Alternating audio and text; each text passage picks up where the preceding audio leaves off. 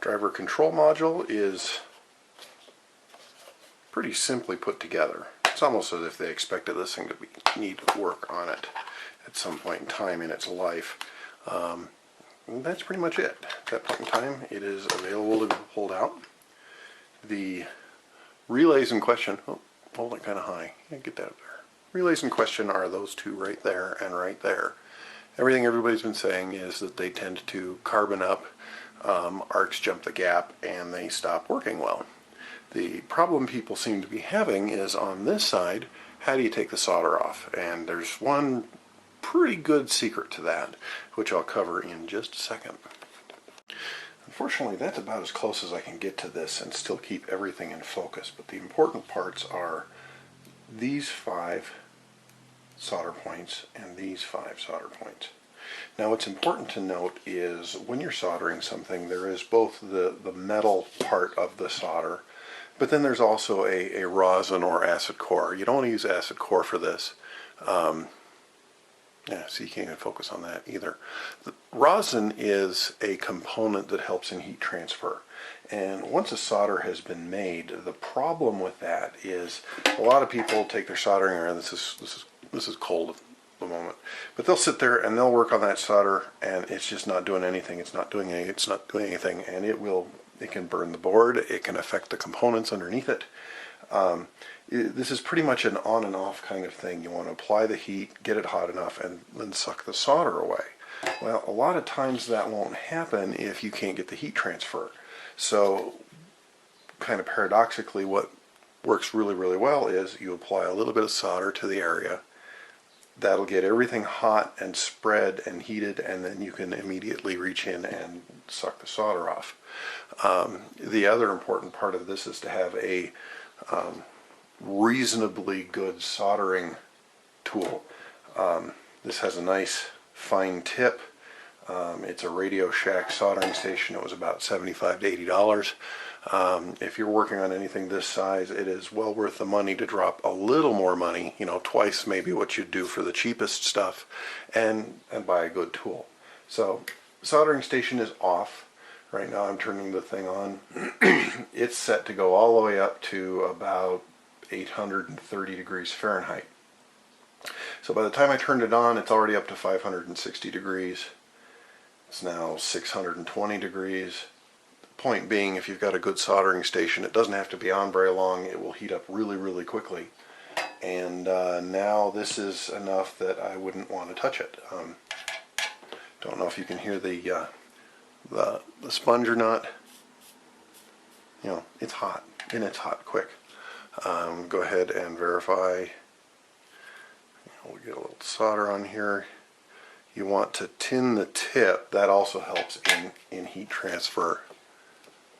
Sorry that the camera is attached to the table. I will get in a better system. And I see I'm just about out of power. Hold on just a second. Alright, fresh battery, a little better camera angle, hot soldering iron. We should be ready to go.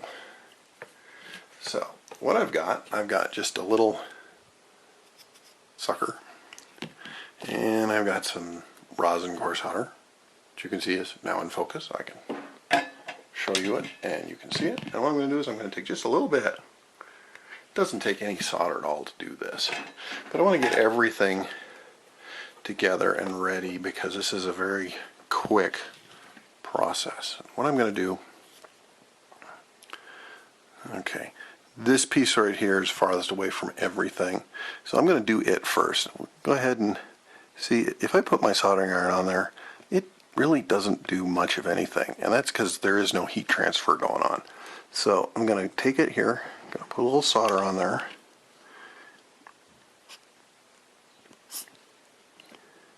And you can actually watch the heat travel across the solder joint as you're doing this. And it may take 2 or 3 times to do it. There's a little bit of solder still left on here. And really, when you get everything hot and you suck it well. Hey, wow, I really should write a script for this.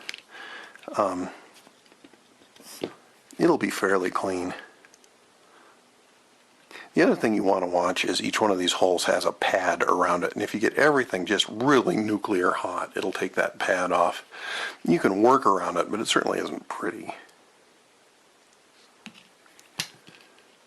So go to the next one and throw a little solder on there.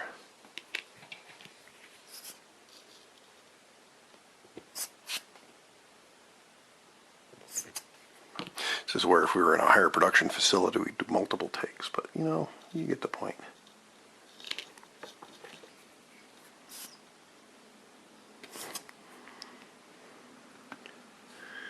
You know, this is where I wish I had a really high depth lens here, because the solder is almost completely gone from that point. Yeah, okay, let's try the next one here. So that'll be this guy here. And as you can see, the tip of the soldering iron is getting kind of nasty. That's why you keep a sponge or something by to clean it up. So you get that area hot, put just a little bit of solder on there. And if you look there, that is almost perfect. And that's the kind of speed you want. You want to transfer the heat to it. You want to get everything hot, reach in and suck it out. Now the other thing that's happening is the solder is going into the tip of this sucker, and it is solidifying and it is plugging the hole of this thing. So periodically you'll want to take this apart, shove a paper clip or something down in it to clean that out. Okay, we'll go ahead and we'll do this one here. Transfer a little solder. Wait for everything to heat up. The tip of the soldering iron is getting kind of nasty, so we'll go ahead and we'll re-tin it. You know, it's all about keeping good, bright solder so you get good heat transfer where you want it.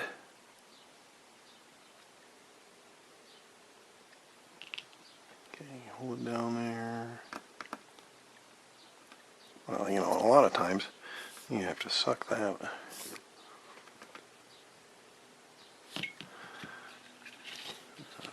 so, you know, the other thing you can do at this point, once you get the bulk of the solder off, is you can apply just a little bit of pressure while you're heating each pin.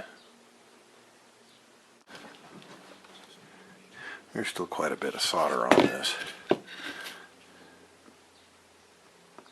So I will work on it some more and I will get back to you. Alright, it's important to note that on the top side of the circuit board there is a waxy kind of glued substance that gives everything kind of a mild waterproof protection. You can see it scrapes up pretty easy there, but it will keep you from pulling these things off the board. And it'll certainly work against you if you're trying to heat each of the pieces on the other side while you're applying pressure. It's kind of a silicone, it looks like. Feels like it, it's rubbery. Okay, so what I've done is I've worked the knife around the edges here, and by placing the knife blade down in that area, I can apply a little bit of pressure over here with a finger, and I can apply the soldering iron to the back side. You know, so what we're doing here is we've got most of the solder off, but there's still a mechanical connection there. Oops. Still a mechanical connection that it's holding everything together. And the point is you're trying to apply some pressure, not a lot, you don't want to break anything, but apply pressure to this while you're working things out.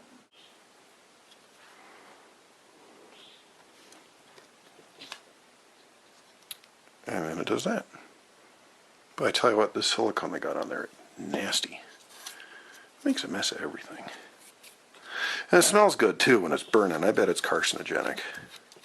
You'll see in the same places I saw part numbers for a replacement. So, replacement. Gonna go ahead and I'm gonna clean up all these holes because, you know, it don't fit in. Gotta clean it all up. Oftentimes what you can do cleaning these up is you can put the soldering iron on one side like that, suck from that side, and it'll do a really good job opening that hole up. So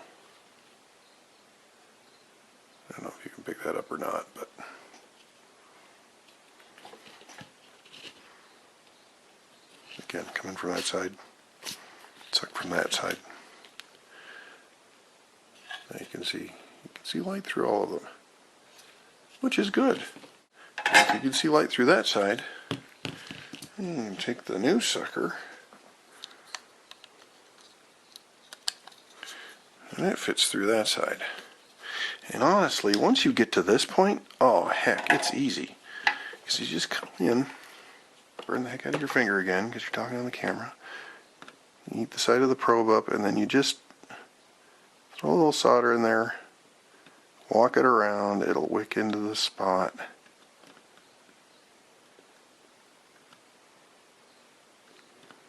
See, there's 1,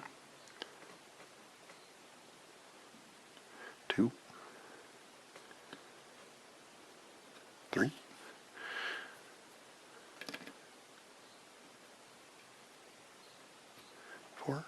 See, this is where having the right tool is just fantastic. I could not imagine doing this with a $10 soldering iron.